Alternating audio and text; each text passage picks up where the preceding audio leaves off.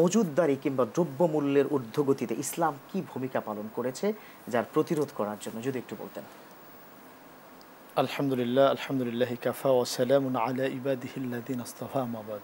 রমজান আসলেই আমরা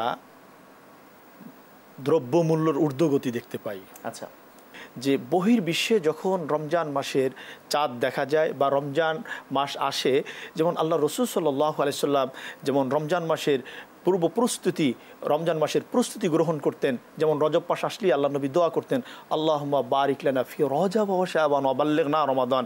এবং রমজান মাসকে সর্বোচ্চ মর্যাদায় সম্মান দিয়ে আল্লাহ নবী আল্লাহর কাছে দোয়া করতেন, আল্লাহ আমাকে রমজান পর্যন্ত হায়াত বৃদ্ধি করে দেন। কারণ এই রমজান মাস হচ্ছে পুরা 12টি মাসের মধ্যে 11টি মাসের সর্দার হচ্ছে, সৈয়দুল শাহর হচ্ছে এই রমজান মাস। এবং এই মাস সম্পর্কিত বিষ্ণু বলেছেন না, মান সামা রমাদান ঈমানাও ওয়া ইহতিসাবান গফিরা লাহু মা তাকাদ্দামা মিন জামবি।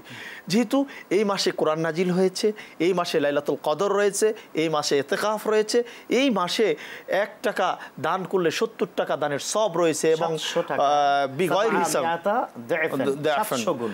কিন্তু আমরা যেটা দেখতে পাচ্ছি যে রমজান মাস আসলেই বাংলাদেশে আমার কিছু ভাইয়েরা রমজান মাসের আগেই আল্লাহ নবী দোয়া করতেন, আল্লাহ রমজান পর্যন্ত আমাকে হায়াত বৃদ্ধি করে দেন। আর রজব মাস আসলে আমার দেশের কিছু অসাধু ব্যবসায়ী তারা কি করে কিছু তৈল বা সোলা অর্থাৎ রমজান রিলেটেড যেগুলো আমাদের নিত্য প্রয়োজনীয় পণ্য এইগুলো তারা মজুত করে, জমা করে, অর্থাৎ যাতে করে সাধারণ জনগণ এটা বাহিরে চলে যায়। এরপরে রমজান আসলে 1 টাকাটা তারা 5 টাকা বিক্রি করে। আচ্ছা, এই জায়গায় কিন্তু বিশ্বনবী একটা কঠিন হাদিস বলেছেন, মান গাশশানা ফালাইসা মিন্না। যে ব্যক্তি এই ব্যবসা রিলেটেড প্রতারণা করলো ফালাইসা মিন্না, সে আমার উম্মত না। যে বাকি অংশটুকু জওহর ইকবাল খান যে স্যার আপনার কাছ থেকে একটু শুনতে চাইবো। আপনি যেহেতু একজন সাংবাদিক কালামিস্ট, আপনারা রমজানের আগে থেকেই পর্যায়ক্রমে বিভিন্ন বিষয় নিয়ে কলাম লিখে থাকেন, নিউজ আপনারা সেখানে প্রেজেন্ট করে থাকেন।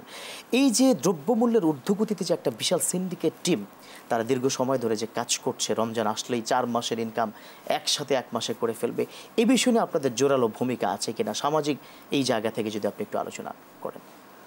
ধন্যবাদ সম্মানিত উপস্থাপক, সমসাময়িক একটি বিষয়ের আপনি অবতারণা করার জন্য।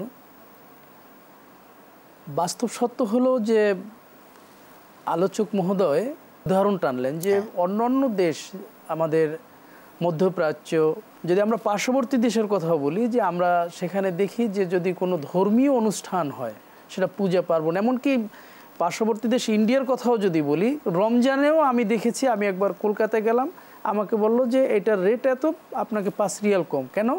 যে রমজানের জন্য 5 রিয়াল কমানো হয়েছে, মানে 5 রুপি কম, 5 রুপি কমানো হয়েছে। আচ্ছা, হ্যাঁ। তো এই যে 5 রুপি কমানো হলো, যে সে ভিন্ন ধর্মের লোক হয়ে মমতা বন্দ্যোপাধ্যায় সে 5 রুপি কমালো।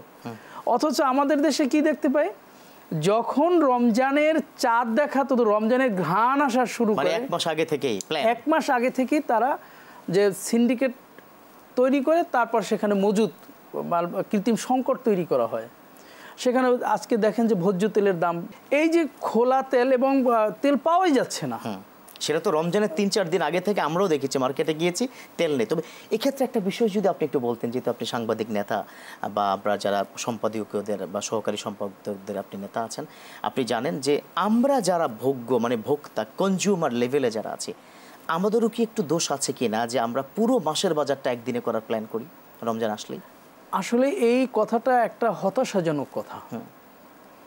এই জায়গায় যদি আমরা বলি যে রাষ্ট্রের যে একটা দায়িত্ব আছে, তাদের যে মনিটরিং সেলটা যে আরও শক্তিশালী হওয়া দরকার, সেখানে বাজার মনিটরিং যদি তারা করে, যে একটা দর যদি আগে থেকে নির্ধারণ করে দেয় এবং সরকার বা রাষ্ট্র প্রতিটা এসে ভর্তুকি দেয়, রমজানের আগে তারা ভর্তুকি অবশ্যই দেবে এবং ব্যবসায়ীদেরকে ডেকে তাদের সাথে একটা বৈঠক করে যে তেলের দাম আছে কত, সেখানে সরকারের এটা থেকে ট্যাক্স কমাতে পারে, ভ্যাট কমিয়ে দিতে পারে।